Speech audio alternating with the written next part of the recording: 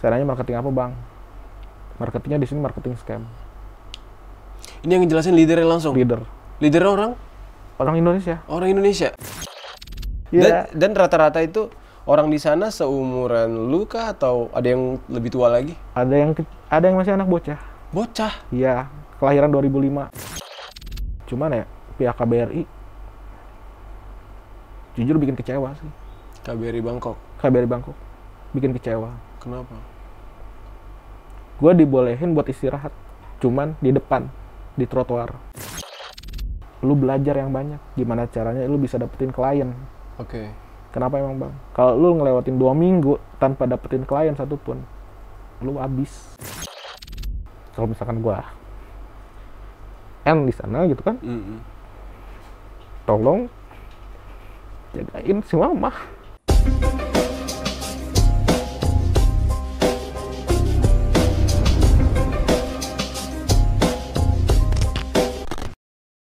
Lebih dari 7.000 orang ditahan di kota Sempadan, Myanmar setelah dibebaskan dari pusat penipuan online. Jumlah 7.000 orang ini hanyalah sebagian kecil dari ratusan ribu orang dari seluruh Asia Tenggara. Terus bertanya siapa, manggilnya dia Kak Xiaomi gitu. Saya datang awal itu di Myanmar situ, bilangnya kan di Thailand, tapi itu sudah nyebrang sungai, masuk Myanmar sudah nyebrang sungai.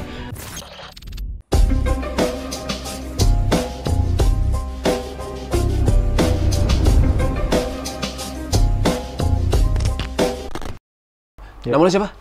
Panggil aja Al aja. Al? Ya. Oke, nama samaran ya. Ini atas permintaan lu dan gue memenuhi itu karena menyangkut keselamatan ya. Pakai ini masker juga, pakai masker juga dan gue takutnya biasalah netizen, paham ya? Nanti dikiranya ini bintang tamu palsu, mengada-ngada dan segala macam. Lu bisa menjamin itu 100% ya? Bisa. 100%. Ada buktinya atau? Bukti sebagian ada, karena kan pas saya mau pulang itu kan HP saya kan disita ya, disita dulu sama pihak kantor, terus yang kedua di gate itu di gerbang saya juga diinspeksi sama pihak militer yang di Myanmarnya? Di Myanmar. Oke. Jadi semuanya kalau misalkan ada kayak chat-chat yang berbau seperti Myanmar, Miyawadi, apalagi maaf share location, foto, itu semuanya nggak boleh ada di handphone kita. Ada di handphone. Oke. Kayak gitu. Cuman kalau misalkan kayak tiket kepulangan, terus apalagi kalau misalkan ya bisa dibilang saksi hidup seperti keluarga saya dan teman-teman yang kemarin bulan April bebas dipulangkan oleh pemerintah juga banyak juga. Oh, saling kenal tuh kalian di sana? Kenal ya? saling kenal. Tiket pulang ada? Tiket pulang ada. Kita boleh lihat nggak? Boleh.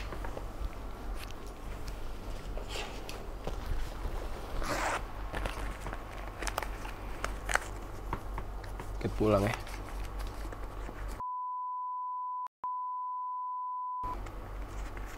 Bangkok. Iya, tanggal itu paspor ya? Ya. Berarti baru beberapa bulan ya menghirup udara bebas. Bisa suyut di tanah Indonesia lagi. Alhamdulillah ya. Oke. Iya. BTW Al, boleh ceritain gak sih? Lu tuh maaf ya. Bisa nyangkut di sana ya. Maksudnya terjebak lah di Myanmar itu gimana sih awalnya?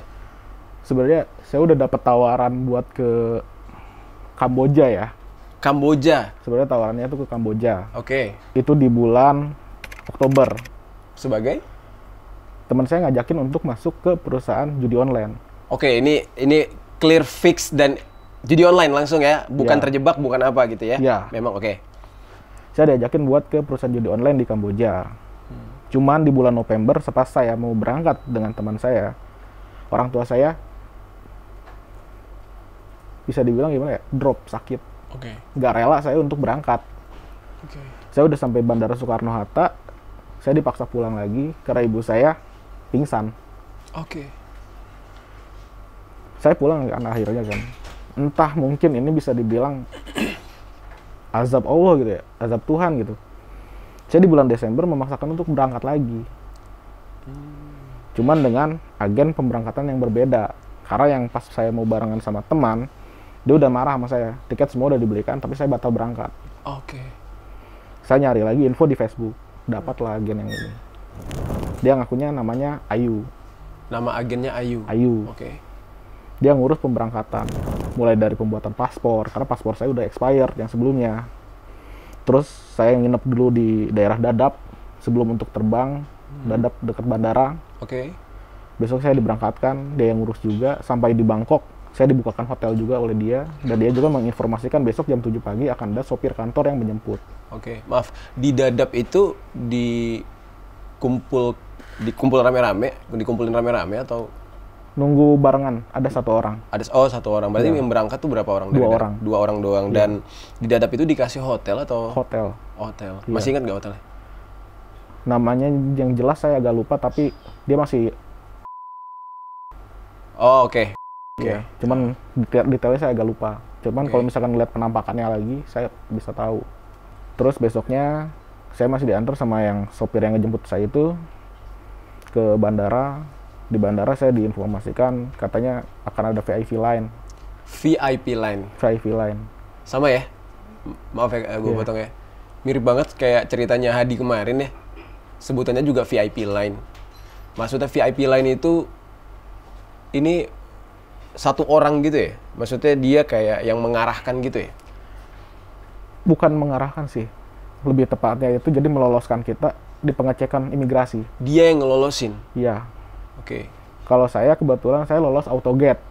Tapi teman yang barengan saya ini, dia kena stop. Pas mau masuk autogate, dia di stop sama petugas imigrasi. Oke. Dibawa ke ruangan. Oke. Di ruangan itu dia nggak ditanya apa-apa, cuma difoto. Gak lama dia dibebaskan lagi dia. Oh, cuma begitu doang? Cuman gitu doang. Oke. Nggak ada kayak interview, nanya mau kemana atau apa gitu kan. Dia cuma diarahkan ke ruangan kayak interogasi, ruangan wawancara, difoto, habis itu dia lolos. Formalitas aja ya, tapi nggak tahu buat apa gitu ya? Entah gitu kan. Saya aja di situ pikiran saya, aduh kena nih. Teman barengan gua gitu kan. Ternyata cuma 10 menit, dia udah ketemu lagi sama gua gitu. Iya. Dan kedua, yang VIP line yang di Bangkok, Don Muang, saya lolos, dia kena lagi. Di Bangkok? Di Bangkok. Oke. Dia cuma ditanya dikit, datang petugas, kayak ya mungkin dia punya jabatan di situ, dia udah diloloskan. Oke.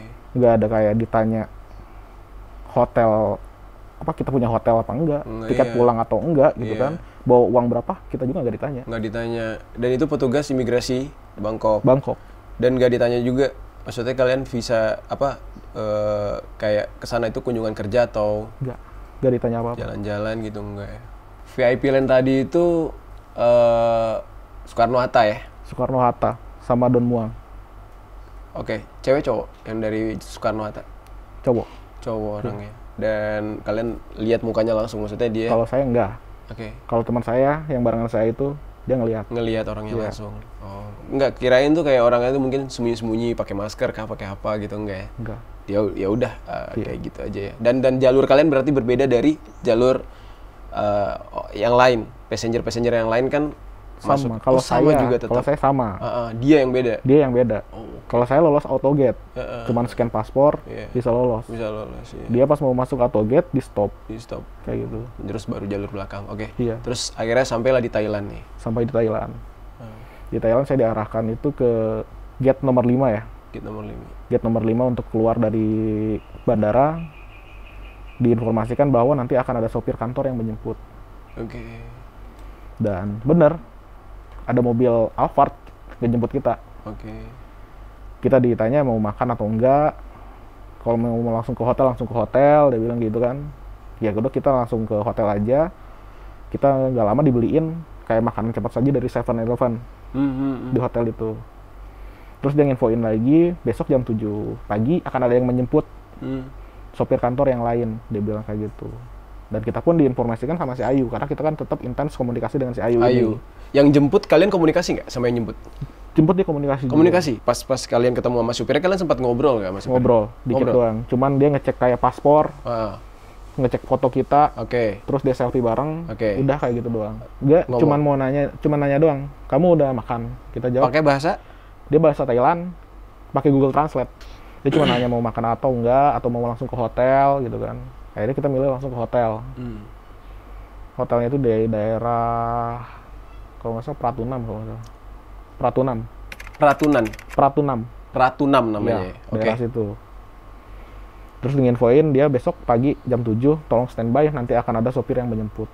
Oke. Kayak gitu. Terus setelah ke situ? Besoknya bener kita jam 7 pagi itu di hotel kita diketuk. Ada yang jemput lagi. Cuman yang kedua ini dia pakai mobilnya kayak sedan Vios lah ya.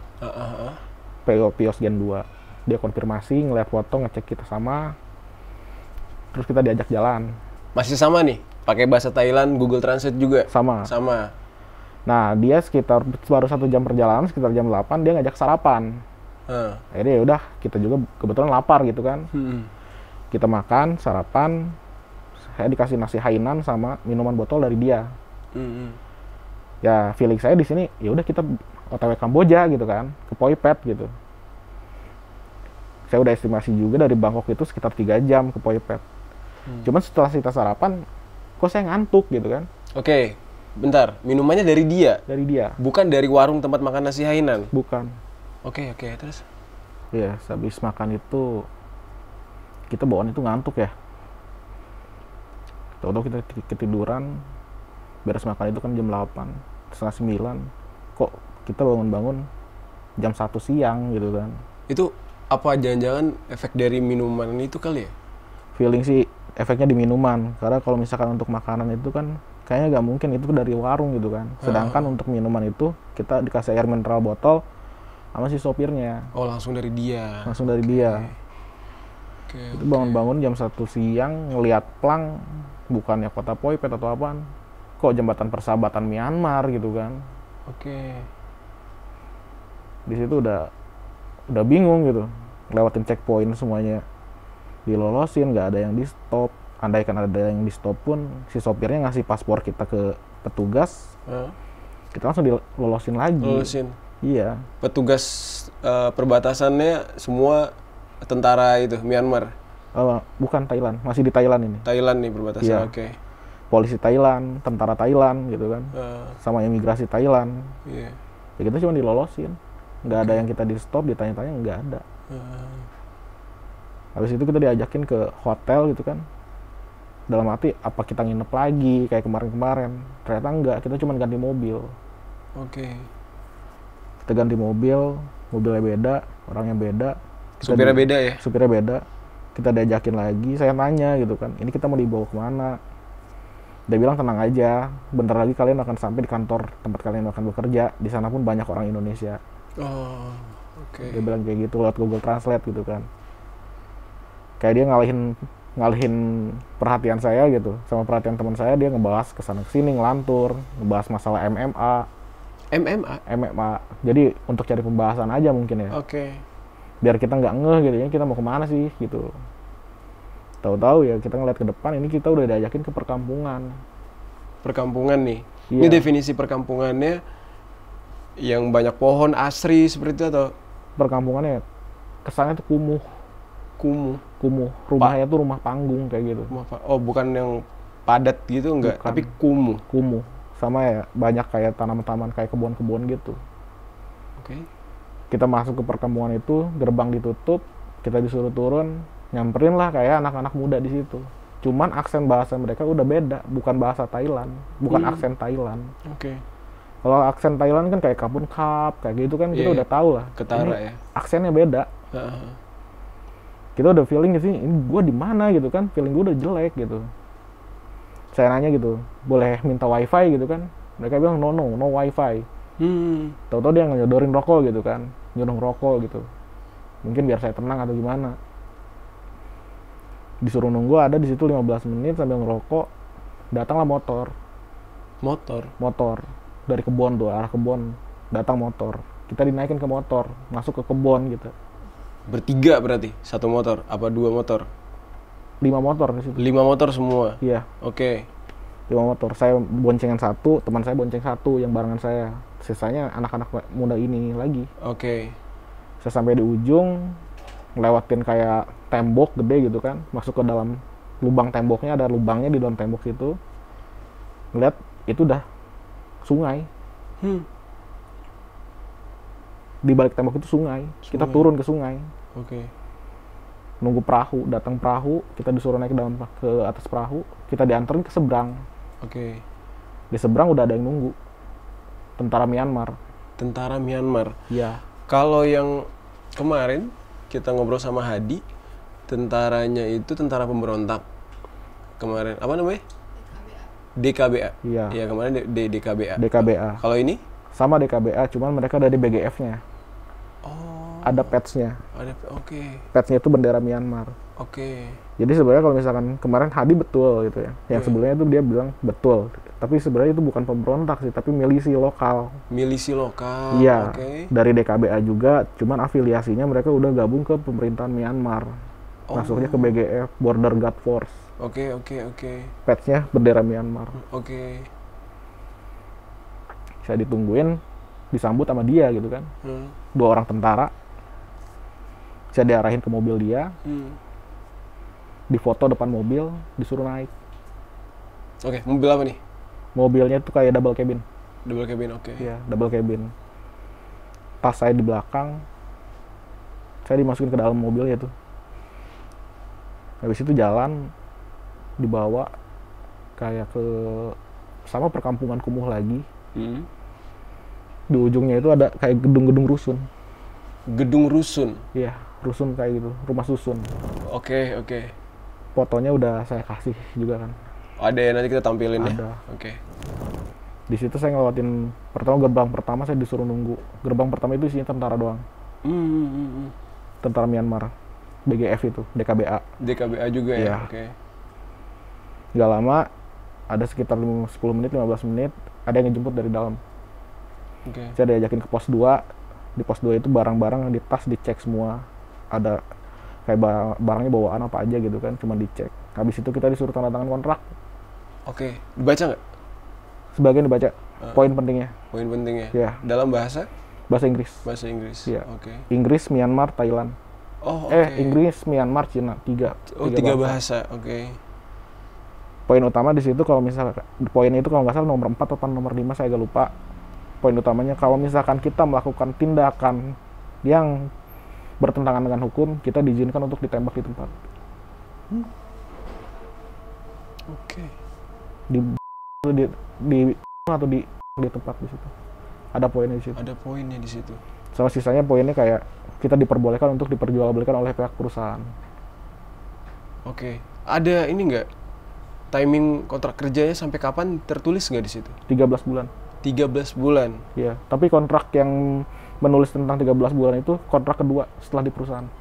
Oh gitu. Berarti yang di awal itu nggak ada? Nggak ada. Kalau di awal seperti kayak gimana ya? Aktivitas kita di situ aja kayak bersangkutan dengan keamanan mungkin ya.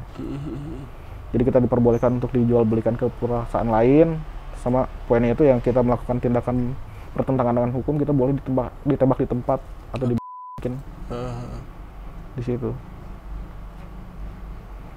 Dari situ nggak lama datang lagi ngejemput. Oke.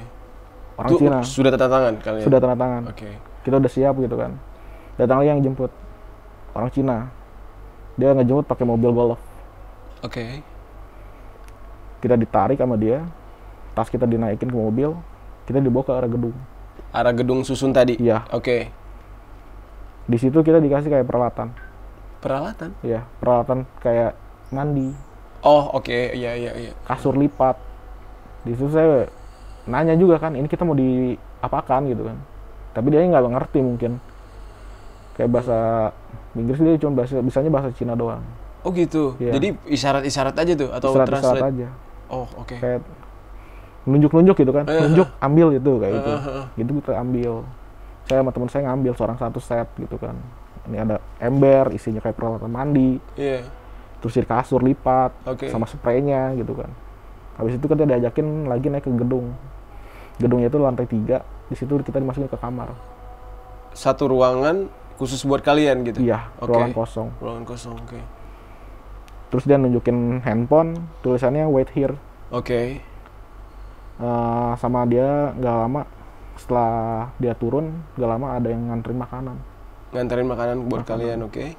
Itu kita posisi udah jam 3 sorean. 3 sore. Saya nanya lagi, itu kan kayak nganterin makanan. pakai Google Translate lagi gitu kan, ini sampai kapan di sini gitu kan. Dia cuma jawab wait here aja, tunggu di sini.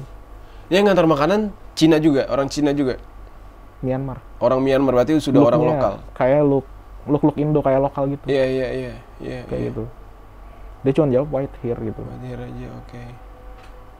Nunggu lagi dari jam 3 sampai jam 6:30 baru datang lagi. Orang yang sama? Orang Indo. Orang Indonesia? Indonesia. Pakai bahasa Indonesia. Pakai bahasa Indonesia. Cewek cowok? Cowok. Ini dari awal kalian sampai di situ, kalian ketemu cewek nggak di situ? Apa semuanya cowok? Semuanya cowok. Semua cowok orang-orang di situ. Yang nganterin makanan itu cewek baru. Oh, yang nganterin makanan tadi cewek. Oke. Nah, terus ketemu orang Indonesia? Dia langsung ngegebrak kan. Dia nanya kan nama kita kan disebutin nama gitu. Ayo ikut sama gue sekarang. Kemana bang gitu kan. Logatnya lu orang Jakarta. Logatnya dari Medan. Oke. Logat Medan. Aksennya Medan. Aksennya Medan. Ayo ikut sama gue sekarang. Saya nanya kan, kemana bang? Ke kantor. Ketemu sama bos, dia bilang. Jadi saya ikutin gitu. Ikutin saya ke gedung seberang, naik ke lantai 5. Nah, habis itu dia kenalin saya, nemuin sama translator, ada perempuan. Dia nanyain, gimana perjalanan? Capek. Ini bosnya nih? Translatornya? Iya. Oke, maaf ya. Bosnya Cina atau? Cina, oke. Ada di situ. Oke. Dia bilang kan, gimana perjalanan? Capek. Itu kenalin, itu nanti leader kamu. Dia yang bakal ngejelasin semuanya. Leader, oke. Iya. Terus bosnya manggil saya kan, dia ngasihin kayak kertas kontrak kerja, disuruh dibaca, gitu. Translatornya dijelasin, disuruh dibaca. Ngasih SIM card 3. SIM card? SIM card. Handphone? SIM card ya. 1 Bayu. Oke. 2 True. Oke. True itu provider Thailand. Thailand. Iya. Bayu yang kita. Oke. Terus sama dia ngasih uang per orang gitu, kita dikasih 2.000 baht. Oke. Dia bilang, pegang uang ini, kamu bisa pakai uang ini untuk beli rokok atau apaan pun kebutuhan kamu, tapi hitungannya ini akan dimasukkan ke dalam kasbonan kamu. Oke. Itu berarti kalaupun dikasih uang saku begitu, kalian belanja di lingkungan komplek itu aja? Iya. Emang ada yang jualan di situ? Ada. Oke. Ada market. Ada. Oke. Terus? Sekarang kamu duduk di sana, temuin lagi leader kamu, dia yang akan menjelaskan. Ya kita samperin lagi, terus dia ngejelasin gitu kan. Baca aja kontrak kerjanya dulu. Di situ ada poin nomor 1, di situ ngejelasin soal gaji. Di sini nggak ada gaji pokok, di sini cuma ada komisi. Kerjaan kalian di sini sebagai marketing. Saya nanya marketing apa bang? Marketingnya di sini marketing scam. Ini yang ngejelasin leadernya langsung? Leader orang? Orang Indonesia. Orang Indonesia? Iya. Yang jemput lo tadi apa bukan? Iya, yang itu. Berarti dia langsung leadernya? Iya. Oke. Terus saya bilang, bang, tapi kan gua ngelamar di sini kan, jujur pengen masuk judol. Udah terimain aja, kita di sini semua korban. Gitu. Termasuk dia? Iya. Korban apa bang? Ya korban kena tipu. Gitu. Gua kena tipu, di sini sebelah lu ini orangnya kena tipu, belakang lu itu kena tipu. Translator yang duduk di depan sama si bos juga dia kena tipu. Semuanya di sini dijanjikan untuk judol atau kerjaan resto. Oke. Tapi kalau misalkan lu udah ada di sini, lu pengen aman, ya udah terima aja. Ikutin aja aturannya. Ikutin aja. Kalaupun lu nggak mau, baca di situ ada di poin yang ngejelasin kalau lu mau pulang, lu tinggal bayar kompensasi aja ke perusahaan. Oke. Saya cek emang bener ada. Ada. Di situ tertera $3.000. Oke. $3.000 berarti sekitar 45 sampai 50 juta lah. Oke. Kayak gitu kan. Yaudah sekarang bentar lagi istirahat, kita makan di bawah, gua kenalin sama tim-tim lu semua. Dia bilang kayak gitu. Diajak ke bawah, dikenalin sama teman-teman yang sekamar nanti. Orang luar, orang kita? Indo. Orang Indo semua? Indo semua. Oke. Saya tanya kan ke mereka, pasti leadernya lagi berangkat gitu kan. Bang, di sini aman nggak? Ada penyiksaan apa enggak? Gue takutnya kayak yang di berita-berita. Mereka nggak ada yang jawab. Oh, nggak ada yang berani ngomong? Nggak ada yang jawab. Cuman senyum, suruh makan. Udah, bisa aja makannya. Habis beres makan, dia bilang, bawa rokok nggak? Kalau nggak bawa, ayo kita ngerokok bareng dulu. Kayaknya kita ngerokok di depan gitu. Saya nanya lagi gitu kan. Saya penasaran, bang, di sini ada penyiksaan nggak? Nggak ada bang, tenang aja. Dia jawabnya. Oke. Tapi dari mimik mukanya kayak ragu gitu. Udah mencurigakan. Udah mencurigakan ya. Iya. Dan rata-rata itu orang di sana seumuran lu kah atau ada yang lebih tua lagi? Ada yang masih anak bocah. Bocah. Iya, kelahiran 2005. Oke. Ada yang udah tua juga. Umur 40 tahun. 40 tahun. Oke. Ya.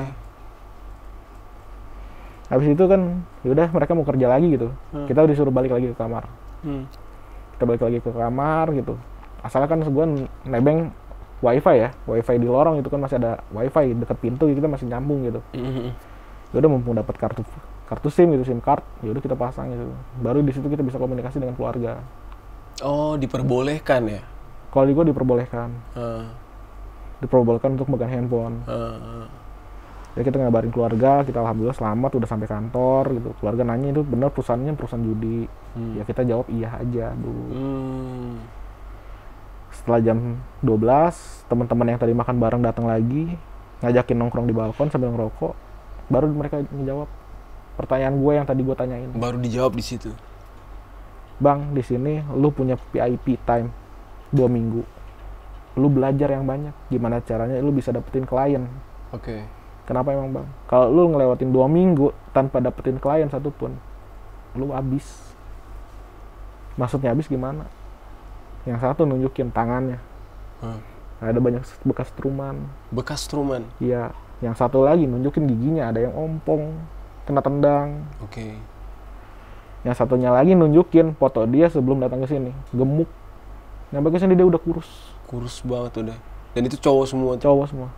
Oke. Cewek pun ada, cuman beda gedung. Oh, beda gedung, dipisahin ya berarti? Dipisah. Oke. Dari situ nggak bisa ngomong gitu kan, bang serius. Gue ngomongnya kayak gini, mumpung nggak ada leader. Lu tadi nanya pas kita lagi makan banyak orang. Gak mungkin gue ngomong di tempat yang kayak rame tadi gitu kan. Iya. Yang rame tadi gak mungkin gue ngomong. Kalau misalkan gue ngomong ya gue gimana? Gue bisa digimana-gimanain sama mereka. Oke. Ya udah bareng, gue sama teman barengan gue udah gak bisa ngomong apa-apa lagi gitu kan. Serius apa enggak nih gitu. Dan ternyata besoknya kejadian. Besoknya langsung? Kejadian. Yang teman barengan gue tadi makan, yang satu kamar juga, dia ditarik ke tengah gitu kan, ke tengah kantor, dimarahin gara-gara dia udah 2 bulan gak dapet klien satupun. 2 bulan? 2 bulan. Ada lah inisialnya, ya ada lah, gak usah gue sebutin namanya gitu ya. Iya, gak usah apa-apa. Dia disuruh jongkok, ditendang mukanya. Mukanya? Mukanya. Okay. Sampai ya jujur, hidung keluar darah. Ini yang, sorry, maaf, yang ngelakuin leader atau bos? Bos Cina. Bos Cina ya? Iya. Oke. Beresnya bos Cina itu marahin ke leader kita juga kan. Kenapa ada yang nggak bisa dapetin klien? Semuanya satu tim diajakin ke lorong buat briefing. Dia bilang, ayo kita briefing, kita susun strategi. Ya gue ngikutin gitu kan, sebagai anak baru gitu udah ngikutin aja. Terus udah pas dibawa ke lorong, yang tadi dia ditendang, sama ada satu lagi teman gue, disuruh hadap-hadapan, suruh tampar-tamparan. Itu punishment dari si leader. Yang tadi punishment dari bos. Oh, ini dari leader yang orang Indonesia? Iya. Oke. Dia bilang, gue gak mau tahu 1 minggu ke depan lu harus dapetin 10 klien. Urusan kill atau enggaknya itu urusan gue. Kalau misalkan dalam 1 minggu gue gak dapet juga klien yang bener-bener potensial, gue bakal kena setrum dari si bos, dia bilang. Gue gak mau tahu, lu harus berdua harus introspeksi. Jadi mereka berdua disuruh tampar-tamparan 50 kali. Dan gak boleh ada yang pelan. Dari situ gue udah, ya berarti yang diomongin sama mereka kemarin bener. Gitu. Langsung terbukti di situ. Terbukti. Terus ada lagi juga ucapan dari anak-anak sebelah, tim sebelah. Ada yang dari Manado. Oke. Dia bilang, bang, jangan mikir buat kabur dari sini. Bulan kemarin gue sama rombongan gue 25 orang nyoba kabur. 10 orang lolos, 15 kena. Kenanya lolos, berarti ada yang bisa? Ada yang lolos. Ada yang lolos. 10 orang nyebrang sungai. 15 enggak kena, 15 gagal. Termasuk dia. Dia apain tuh? Dia di sekap di penjara bawah tanah 3 hari. Diborgol ketat sama dipukulin. Dipukulin habis. Pakai tongkat baseball. 15 orang itu. Termasuk cewek juga. Ada yang nyoba kabur cewek? Ada, istri dia. Istrinya, dan gak lolos? Gak lolos. Okay. Dia sebenarnya katanya udah berhasil naik ke atas pagar. Cuman istrinya gak bisa naik, akhirnya dia turun lagi. Aduh. Yang cerita ke gue ini. Dia kebetulan leader. Dia leader padahal? Leader, tim sebelah. Manado? Dari Manado. Oke. Ya udah gitu. Selama 1 minggu, mulai dari yang di setrum juga gue ngeliat gitu kan. Ditendang udah nggak kehitung, apalagi tampar-tamparan hampir setiap malam gitu. Gue udah hubungan sama keluarga. Kalau misalkan bisa pulang, gimana caranya? Keluarga nanya kan. Gue bilang ya bayar. Harus itu ya? Bayar, kata gue. Berapa emang? $3.000, sekitar 45 sampai 50 jutaan. Ya udah ajuin. Serius kata gue, serius. Uangnya udah siap, udah siap. Ini dengan kondisi keluarga udah tahu lo itu bukan di judol kan? Hari kedua setelah gue ngeliat, lo langsung ngasih tahu semuanya. Langsung ngasih tahu. Oke. Ya ibu gue juga udah sampai langsung drop sakit lagi gitu kan. Ada gue juga nangis gitu. Keluarga-keluarga yang lain juga menyayangkan gitu. Ngapain sih lu kesana? Di Indonesia masih banyak kerjaan gitu kan.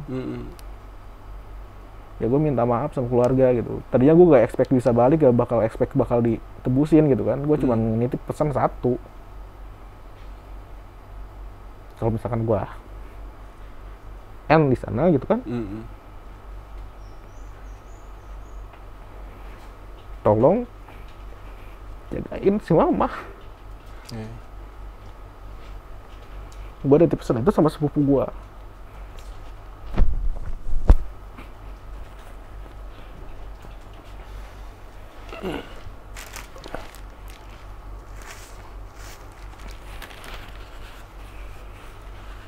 Gue nitip pesan itu sama sepupu gue. Kata gue, Cuk, kita dari kecil udah bareng gitu kan. Lu udah kenal sama si mama ini, udah deket juga. Kita main bareng dari kecil. Gue nitip, kalau misalkan gue gak bisa balik lagi ke Indo, ya tolong jagain. Mau bagaimanapun ya, si mama ini udah nganggap lo anak. Kita juga kenal dari kecil, main dari kecil. Gue cuma bisa minta tolong sama lu. Adek gue masih kuliah gitu kan, belum ada yang kerja, belum ada yang punya usaha. Tolong jagain si mama gitu kan.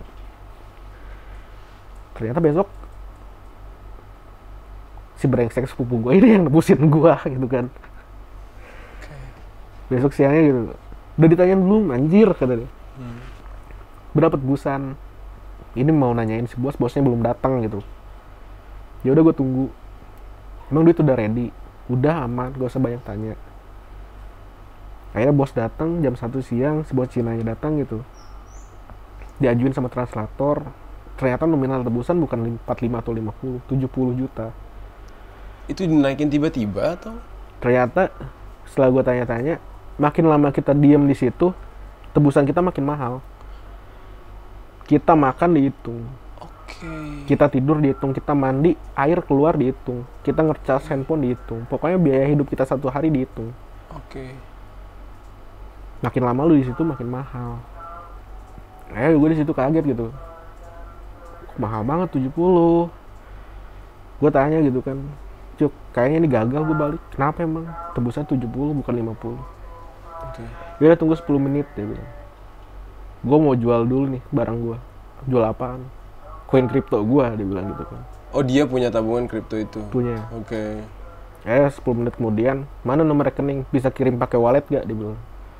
Dikirim nomor rekening. Langsung dibayar hari itu juga. Terus bos nanya gitu kan, mau pulang kapan? Mau dianterin sampai mana? Dia bilang.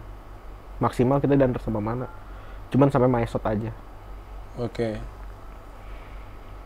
Akhirnya kita di situ siap-siap, handphone semua dicekin sama leader gitu kan. Ada foto-foto, chat yang mengarah ke Miyawadi atau kayak Sherlock kan, di situ kan dilarang. Clear. Salahnya gua, pas gua udah turun ke bawah, dianterin ke pos gerbang, gua kirim share live ke keluarga. Masuk di pos tentara, pengecekan paspor dan yang lainnya dan handphone, ketahuan gue ngirim share live. Gue dicaci maki di situ pakai bahasa Myanmar gitu kan. Gue nggak ngerti apaan, salah gue gitu. Akhirnya dia nunjukin handphone, gue ngeliat di situ anjir share live gitu kan. Kayak gue dipukul gitu. Sama tentaranya? Sama tentara pakai pupor senapan. Oke. Di kaki. Tadinya HP-nya hampir dibanting gitu. Tapi ada satu komandannya gitu kan yang ngerebut handphonenya, terus ngehapus share live-nya itu, dibalikin lagi akhirnya ke gue. Oke. Gue di situ udah, tadinya gue mikir gagal balik gitu kan, gagal balik. Tapi ternyata ya lolos juga. Lolos akhirnya dari situ. Tapi yang bikin gue penasaran ya, selama lo di tempat scammer itu, berarti lo sudah sempat bekerja nih? Bekerja, gue selama 5 hari itu gue bekerja. 5 hari, sudah sempat dapat klien apa belum? Gue dapat klien tuh di situ 3 ya. 3 selama 5 hari? Iya, karena kan di hari pertama itu kan kita diwajibin buat bikin akun sosial media. Oke. Kita dikasih sosial medianya kayak Facebook, Instagram, tapi semuanya tuh mentahan. Oke. Kita disuruh buat ngerapihin, terus cari model. Kita carinya di IG, modelnya model-model dari Thailand, Vietnam, yang cantik-cantik. Kita downloadin semua video, foto, kita ganti nama, kayak gitu kan. Di hari kedua, gue mulai cari klien. Dari ketiga, gue dapet klien potensial 3 orang. Cuman gue nggak tahu berhasil di kill apa enggaknya. Cuman leader gue di situ nginfoin. Karena ini ada satu yang udah siap buat nge-kill. $1.500. Oke. Lu mending gak usah balik. Kata dia. Mending lu stay aja di sini. Tenang aja. Sayang-sayang duit lu dibayarin ke Cina gitu. Tapi kalau boleh tahu, sistem kerja lu gimana? Kan kalau kemarin ya, kita ngobrol sama Hadi tuh. Dia itu kan tugasnya ngerayu. Ya, PDKT. Sama. Lu sama? Berarti nge-kill bukan lu? Bukan. Nge-kill leader. Nge-kill leader. Dan lu tugasnya adalah bikin dia jatuh cinta. Iya. Sosok lo di saat itu cewek apa kalau boleh tahu? Gue ada ngambil satu file fotonya itu model bener-bener model ya. Dia dari Vietnam. Gue ganti di situ pakai namanya tuh nama Cindo lah. Oh Cindo, oke. Cindo. Kenapa nama Cindo? Apa target lo memang orang Indonesia?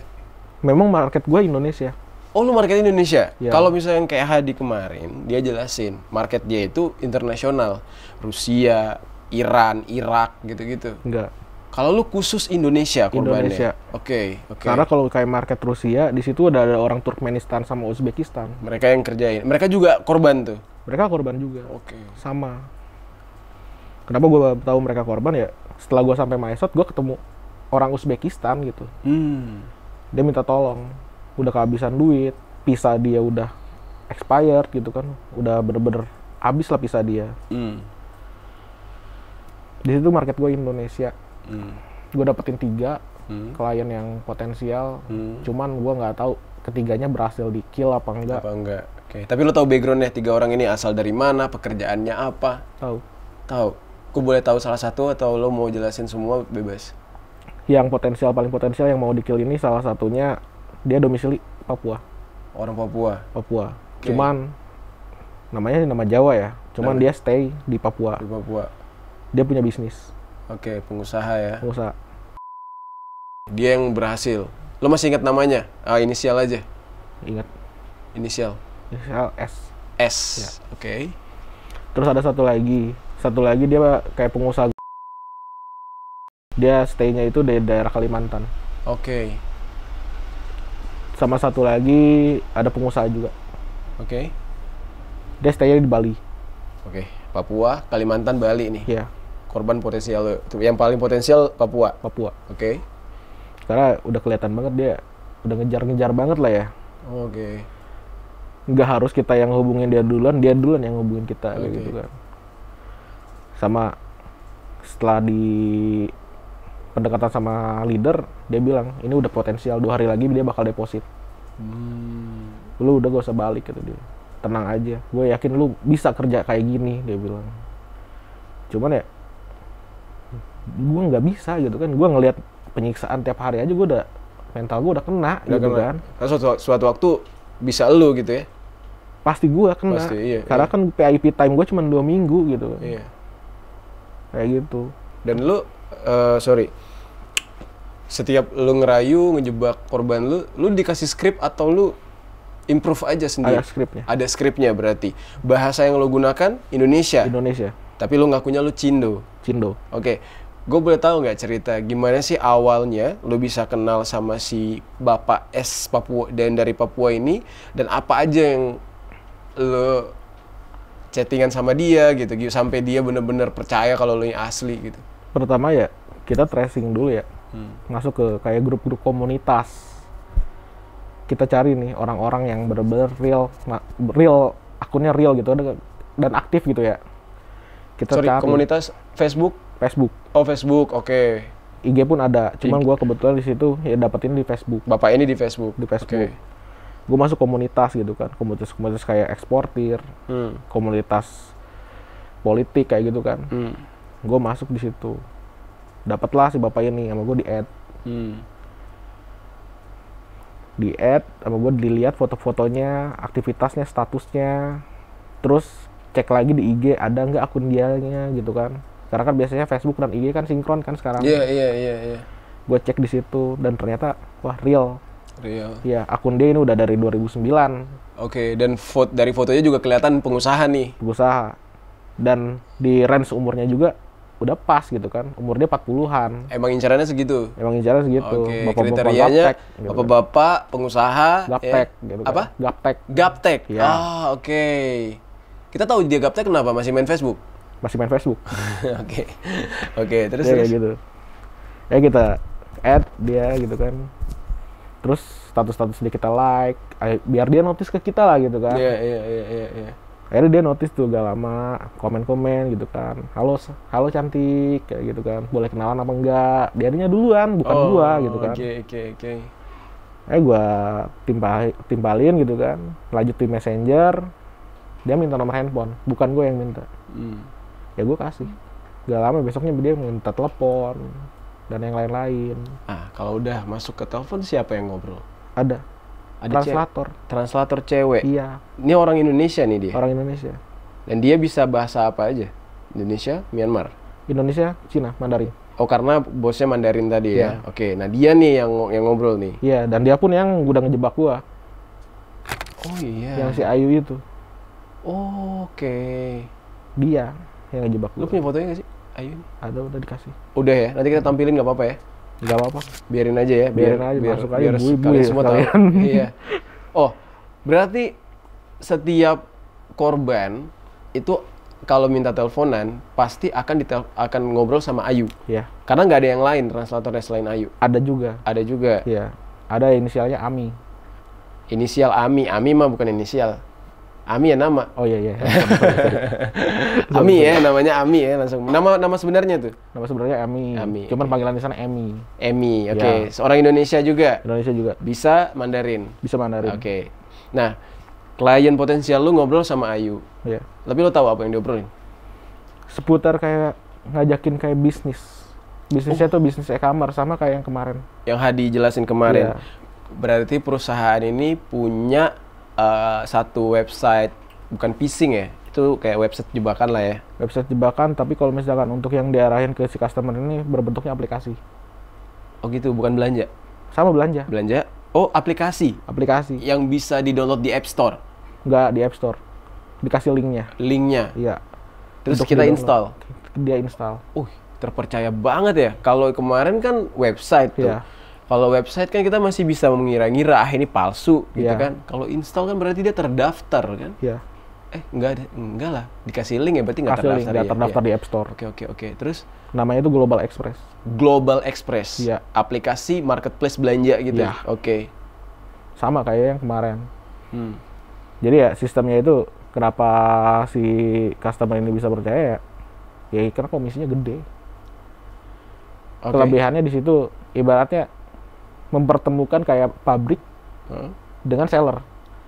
B2B ya? Ya. Business to business gitu ya? Jadi si seller nggak harus nyamperin pabrik, nggak harus bikin MOU buat pembelian barang secara besar-besaran, dia bisa beli ketengan. Menarik banget buat seorang pengusaha ya, kayak ngeliatnya tuh, wah ini opportunity yang baru nih buat saya gitu kan. Harganya harga pabrik gitu harga kan. Pabrik ya. Dibelinya bisa dikecer gitu kan, keceran, nggak harus pembelian partai besar gitu kan.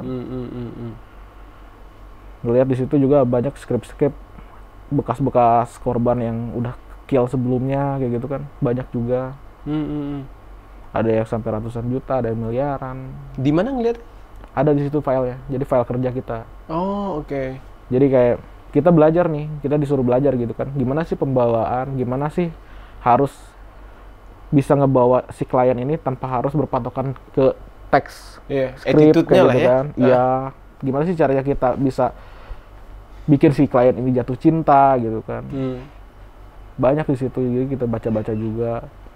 Ada yang karyawan BUMN jadi korban. Karyawan BUMN? Iya, sampai SK-nya habis digadai.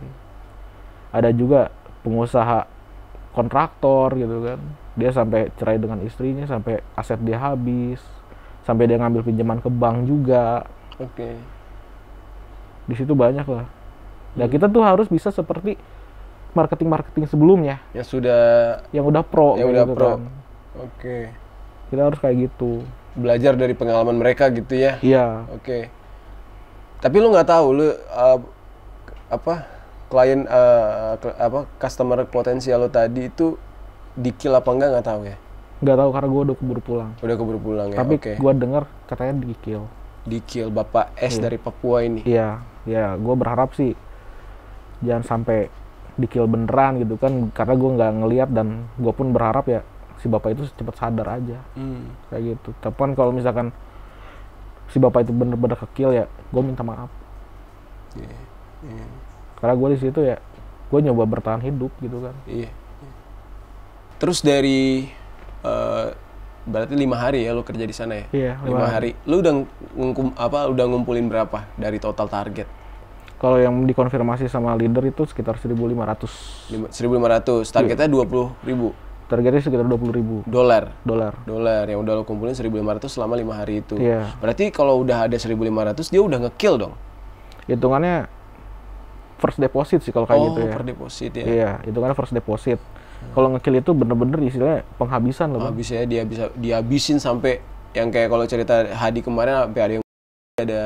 Iya, kayak gitu. Ya. Bener-bener istilahnya dikuras habis aja udah. Terserah dia mau gimana gitu kan, bodo amat, yang penting harta dia udah pindah. Keseharian di sana kalau boleh tahu, selain lu ditugaskan buat kerja nyari korban begitu, masih tergolong manusiawi nggak, kayak misalkan disuruh makan atau apa?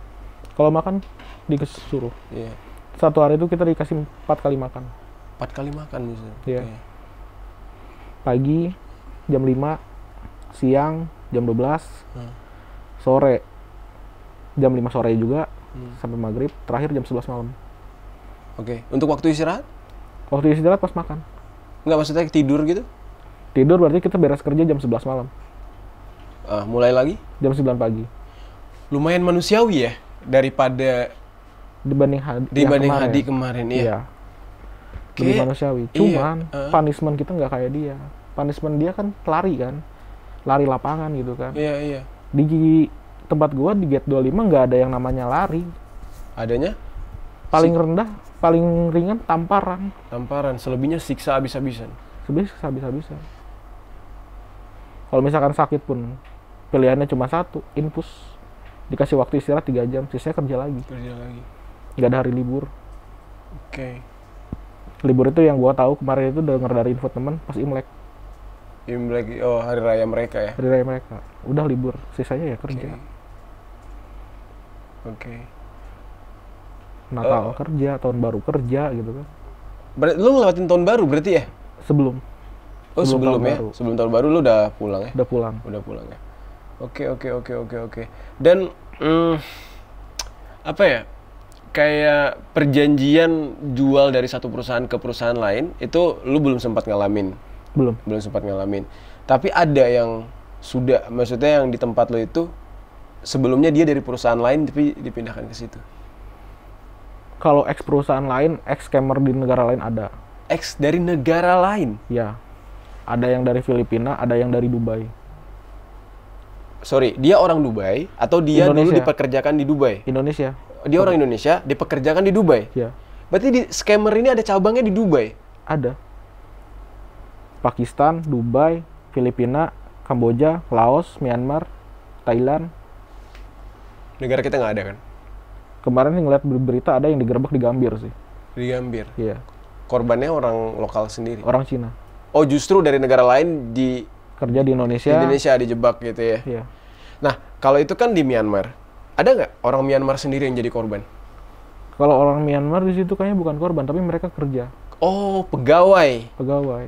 Mereka ada yang bebas jadi pulang OB, gitu. Bebas pulang. Ada yang jadi OB, ada yang tukang masak, ada yang tukang cuci piring, satpam. Itu satpam semuanya kan orang Myanmar. Orang Myanmar. Oh, berarti penjagaan di situ bukan dari DKBA tadi? DKBE itu cuma di ring luar. Ring luar komplek itu, Iya. di pintu gerbangnya mereka. Dan Iya. mereka tuh nggak pernah tahu kalian disiksa di dalam. Tahu. Tahu. Tapi mereka nggak protes gitu. Maksudnya kan kalau dari cerita Hadi sebelumnya, DKBA itu nggak ngizinin si perusahaan untuk nyakitin para pekerja. Kalau misalkan DKBA nggak mengizinkan penyiksaan oleh pihak pekerja, kenapa di kontrak kerja yang pas kita masuk, yang ditandatangani di pos, ada poin yang memperbolehkan kita untuk ditembak. Tembak mati. Yang nembak DKBA. Pasti DKBA. Oh gitu. Pas gue datang ke situ kan yang ngejemput juga DKBA. Pas pulang pun yang nganterin gue sampai perbatasan sungai kan DKBA. Iya, iya. Kayak gitu. Apa mungkin karena di kejadiannya Hadi kemarin, DKBA-nya sudah dapat ancaman dari pemerintah Cina kali ya? Itu udah pasti. Iya kan? Mereka ketakutannya di situ. Iya. Soalnya yang ngancem overpower nih. Iya. Negara super power lah. Overpower gitu. Mereka nggak... Iya. Oh iya masuk akal ya. Oke. Dan di gate 25 itu sendiri tempat lo di sana itu lo bisa memperkirakan nggak korban itu kira-kira ada berapa? Ribuan. Ribuan? Iya. Itu dari beda-beda negara tuh ya? Beda-beda negara. Kurang lebih 2000-an. Itu kayak camp konsentrasi gitu nggak sih? Iya, karena pas jam makan itu ya di bawah tuh rame. Ada yang dari Pakistan lalu lalang gitu kan. Ada yang dari Pakistan, ada yang dari India juga gitu kan. Negara-negara Asia Selatan gitu kan. Asia Tengah juga, Uzbekistan, Turkmenistan banyak gitu.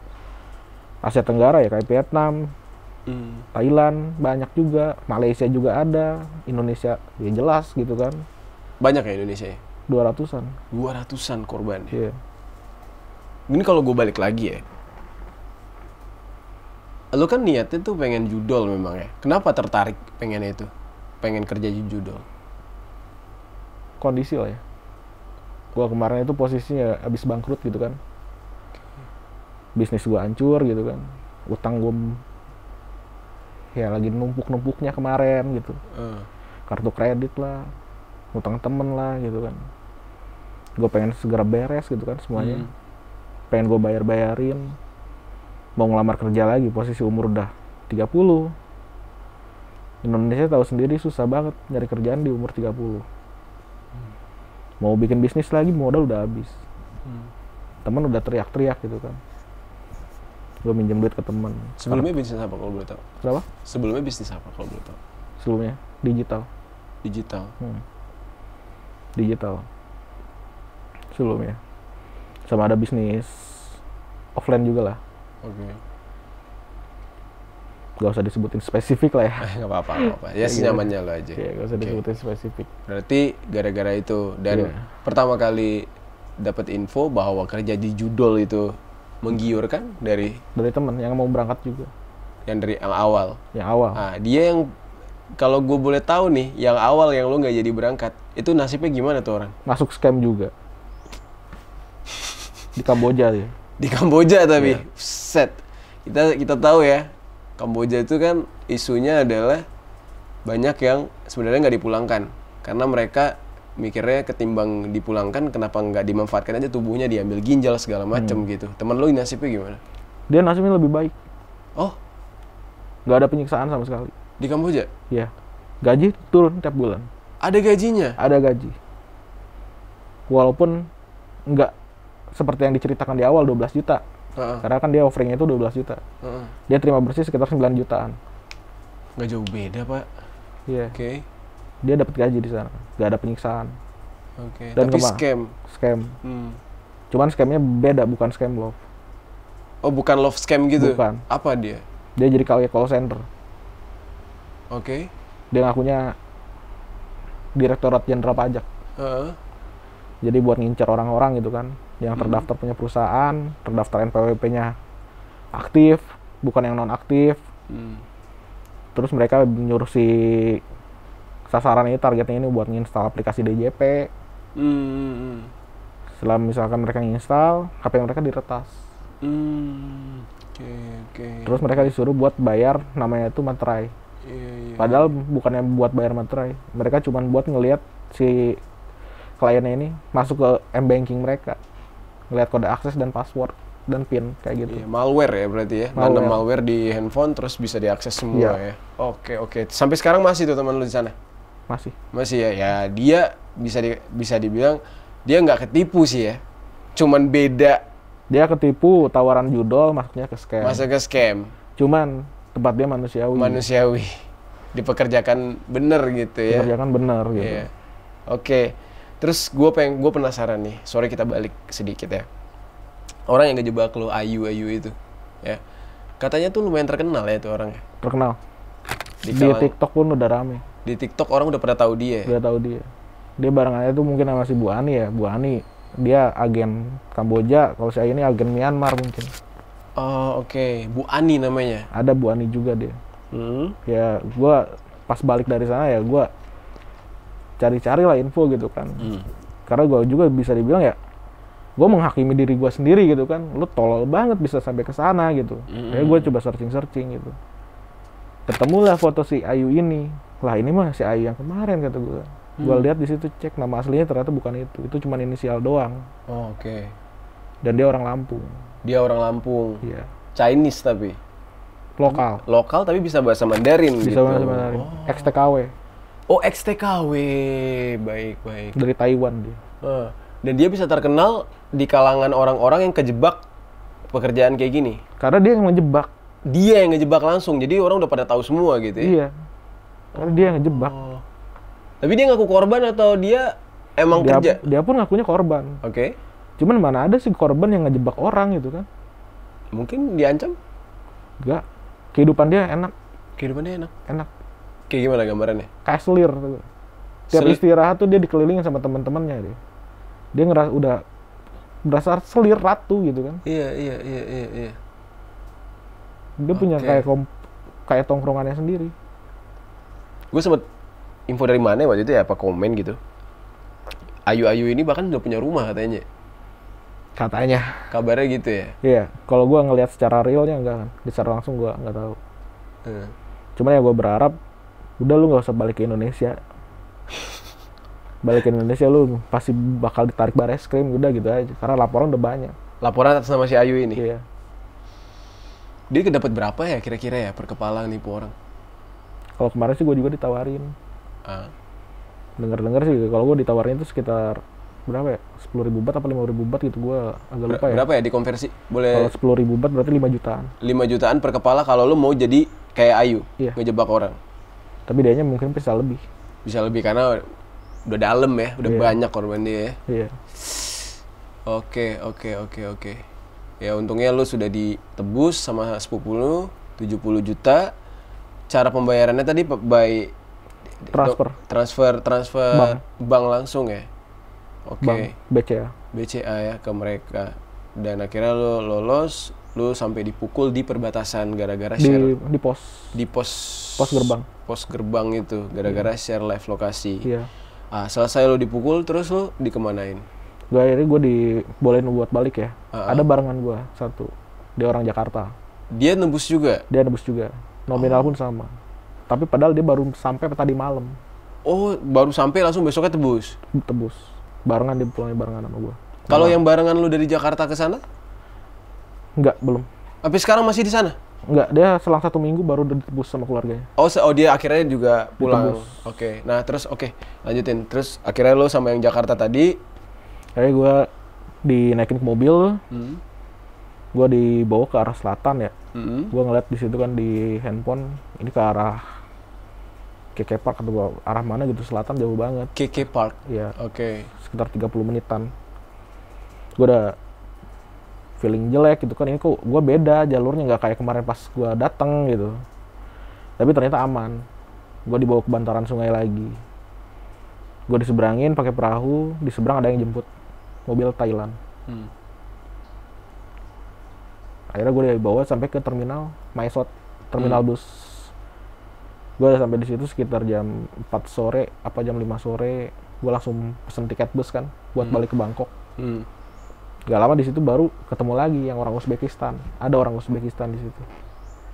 Dia ngakunya udah 4 hari di situ, gak bisa pulang. Karena pas dia mau pesan tiket bus, paspor dia ditolak. Dia disuruh ke imigrasi. Visa dia udah mati. Dia udah overstay lah. Dia ditolak di situ, dia minta tolong. Kata gue gak bisa nolong juga. Kondisi gue juga lagi kesusahan gitu kan. Gue cuma bawa 1.000 baht di situ, 500.000. Harus sampai Bangkok gitu. Itu dari pihak scam tadi ngasih ke lo? Gak. Keluarga gue transfer. Oh, transfer. Oke. Pihak scam gak ada sama sekali ngasih apa-apa. Ngasih apa-apa, kecuali nganterin doang tadi? Nganterin doang. Akhirnya gue masih gak bisa ngapa-ngapain, gue minta maaf gitu kan. Alhamdulillahnya ya, bus datang, kita sampai ke Bangkok besoknya jam 5 pagi. Jam 5 pagi? Iya. Itu barang-barang lo yang di awal lo berangkat dari Jakarta dibalikin semua? Balikin semua. Dibalikin semua ya, termasuk paspornya? Oke. Paspor semua balik semua. Nyampe tuh di Bangkok? Nyampe di Bangkok, akhirnya kita pesan tiket. Cuman kalau misalkan kita pesan tiket langsung kan mahal ya. Gue dapet tiket besoknya, jam 2 malam. 5 malam, oke. Jadi gue harus nunggu dulu dari jam 5 pagi sampai jam 2 malam. Oke, itu lo langsung ke bandara, apa lo sempat mampir KBRI atau apa gitu? Gue awalnya dari terminal itu langsung ke bandara. Cuman karena tiket gue masih lama, ya udah gue masih inisiatif. Coba deh kita ke KBRI. Tahu alamatnya? Tahu. Karena kan ya udah kita tinggal masuk Grab aja kan. Pesan Grab car aja atau gue Grab bike, gue di situ pesan Grab car. Sampai di KBRI, gue niatan gue di situ pengen istirahat. Numpang istirahat gitu, karena kan pesawat gue masih lama, duit gue udah mepet banget, udah habis gitu kan. Si I juga sama. Cuman ya pihak KBRI jujur bikin kecewa sih. KBRI Bangkok bikin kecewa. Kenapa? Gue dibolehin buat istirahat, cuman di depan, di trotoar. Oke. Nggak dikasih izin buat masuk. Kenapa? Alasannya di dalam nggak ada tempat buat istirahat. Ini yang ngomong penjaganya langsung? Petugasnya orang Indonesia? Orang Indonesia. Ngomongnya gimana mas? Sorry mas, nggak bisa masuk gitu? Pertama kan kita ketemu satpam ya. Oke. Kita konfirmasi kan satpamnya ini orang Thailand. Dia suruh tunggu, dia masuk tuh ke dalam buat manggilin staff. Staffnya keluar. Ya mas, ada apa mas? Mau ngurus paspor atau gimana? Dia bilang. Enggak pak, saya mau minta izin istirahat pak, saya baru kena tipu, saya bilang kayak gitu. Uang saya habis, tiket pesawat saya baru besok jam 2 malam. Boleh ya pak, saya minta izin buat istirahat aja pak, karena ini kita belum tidur banget. Aduh gimana ya mas, di dalam gak ada tempat istirahat, kalau mau istirahat gak apa-apa di depan apinya. Ini bentuk depannya gimana sih? Trotoar depan pagar? Iya. Pinggir jalan? Iya. Dekat Indra Square, KBRI Bangkok, kayak gitu. Dan di luar pun ada satu orang Indonesia. Udah duluan? Dia nanya, bang, dari mana? Dari Myanmar bang. Buset jauh banget dia bilang. Abang dari mana? Dari Kamboja. Ngapain? Paspor gua hilang dia bilang. Mau ngurus lagi. Bang ini kita nggak dikasih tempat istirahat. Enggak bang, gua aja ini sewa hotel dia bilang. Dia korban penipuan apa emang hilang doang? Dia hilang doang. Oh hilang doang. Iya. Dia pekerja judol. Oh dia emang kerja judol. Di Kamboja. Iya. Enggak bang, kata dia. Gua aja buka hotel kok. Terus abang lagi ngapain di sini? Lagi nungguin ini buat ada formulir kata dia yang harus diisi. Nggak dikasih istirahat banget di dalam. Nggak ada bang. Berarti lo kan udah kasih tahu tuh ke petugasnya kalau lo habis kena tipu. Iya. Itu nggak ditanggepin apa-apa? Udah begitu aja? Iya. Udah biasa kali ya? Maksudnya kayak, udah banyak yang kayak lo gini? Iya. Yang habis itu dia masuk aja gitu, langsung dalam. Cuman ya udah bang, kalau mau istirahat di depan aja. Nggak ada bangku, nggak ada apaan. Beda banget ya perlakuan, mohon maaf ya, kayak citizen Amerika tuh diperlakukan sama pemerintahnya kayak seujung kuku juga nggak boleh kesentuh. bisa ngamuk tuh se-Amerika-Amerika. Iya. Citizen kita kayak nggak ada harganya ya. Bibi gua pun nanya, ya udah bye. Langsung ke sana aja KBRI buat istirahat. Ya udah iya. Udah sampai ke KBRI gitu. Gimana tanggapan KBRI? Mengecewakan. Ya udah habis itu, ya udah gue cabut lagi aja, balik lagi ke bandara. Tidur aja di bandara udah. Cuman yang teman barengan gue sih ini, dia nggak balik ke Indonesia. Hah? Dia nggak balik ke Indonesia. Dia kemana? Kamboja. Masuk perusahaan dia yang lama. Oh, dia balik lagi ke Kamboja. Iya, Oh, dia memang sudah pernah bekerja di sana, Iya. terus kejebak di Myanmar. Ini akhirnya dia pesan tiket balik ke Kamboja lagi. Enggak pesan tiket. Gua cariin dia taksi Ke Kamboja. ke Kamboja, ke border Phoi Phet itu. Dia balik sana. Kayak gue balik ke Indonesia. Sampai di Indonesia, alhamdulillah gitu kan. Gue coba mau bikin report, laporan ke polisi. Polisi pun nggak bisa ngebantu. Mulai dari Polres, nggak ada yang bisa ngebantu. Mereka bilang ya coba deh ke Hubinter, dia bilang. Hubinter di Jakarta. Kata gue jauh juga. Tujuan lo ngelapor untuk? Ya gue ngerasa gimana ya, duit 70 juta yang udah gue pakai nebus itu bukan duit kecil. Gue pengen coba diurus deh, bikin laporan ke polisi, syukur-syukur bisa ditanggepin sama pihak bank gitu kan. Ya duit 70 juta itu bukan uang kecil. Gue berharap ya siapa tahu bisa balik gitu kan. Gue ngeliat di sini tuh, di situs OJK banyak yang berhubungan dengan penipuan-penipuan pada bisa balik gitu. Coba gue nyobain gitu kan, gue ikhtiar gitu kan, siapa tahu bisa balik. Dari pihak BCA nggak bisa, dari pihak polisi pun kayak gitu. Tapi gimana kalau lo lapor ke polisi, lo ngejelasin kronologi awal, kan pasti kan ditarik mundur tuh. Lo langsung ngaku kalau lo pengen kerja judol ke polisi?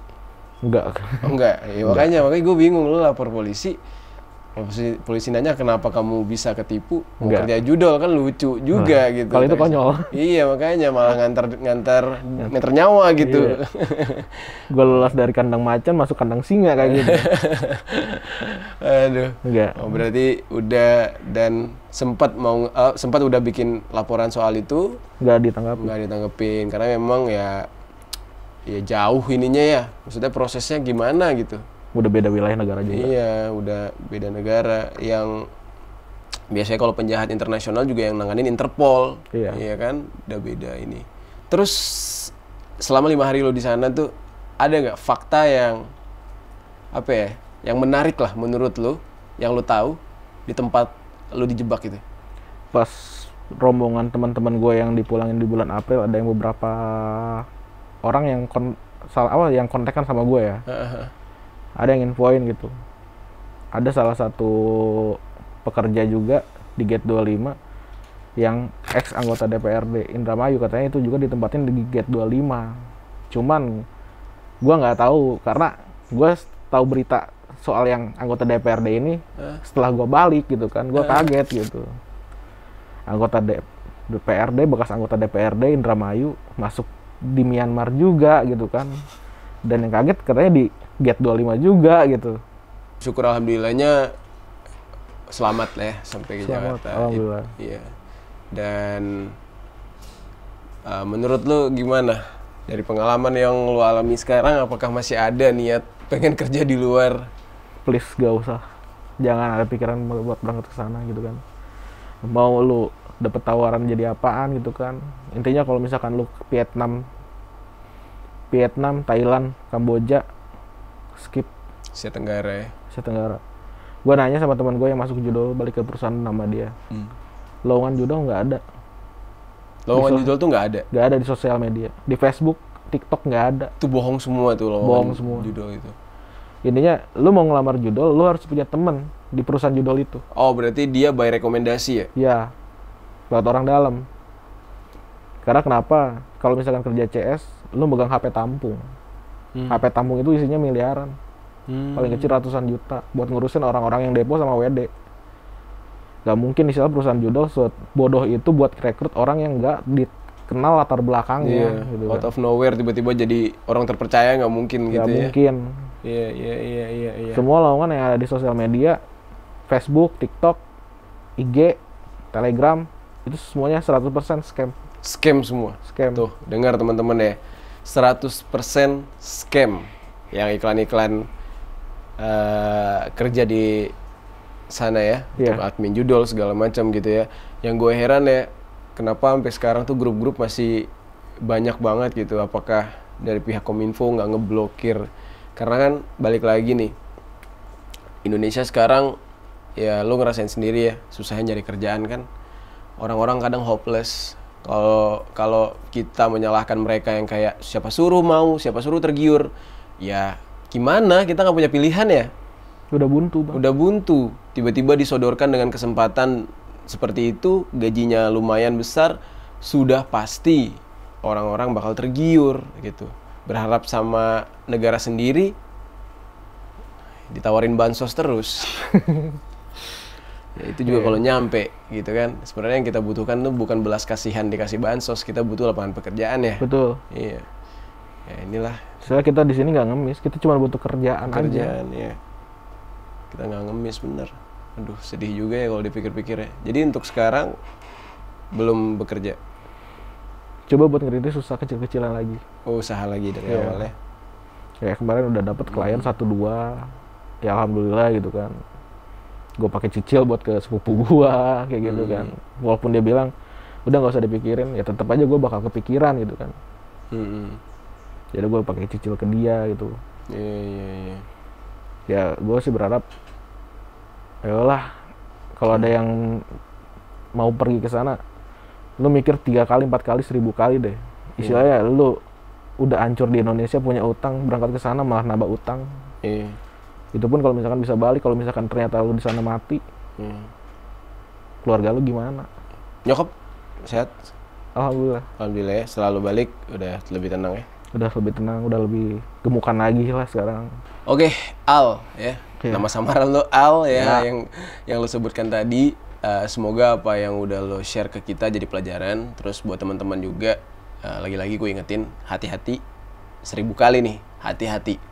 Jangan tergiur dengan apa ya, kayak gaji besar, terus standar-standar sosial media yang bilang kabur aja dulu gitu ya. Nggak segampang itulah. Kabur aja dulu itu minimal lo punya modal kayak ilmu, bukan modal uang ya. Kita bicaranya tuh justru kabur aja dulu itu ya kebanyakan dilakukan oleh anak muda yang pengen menuntut ilmu, mau belajar gitu.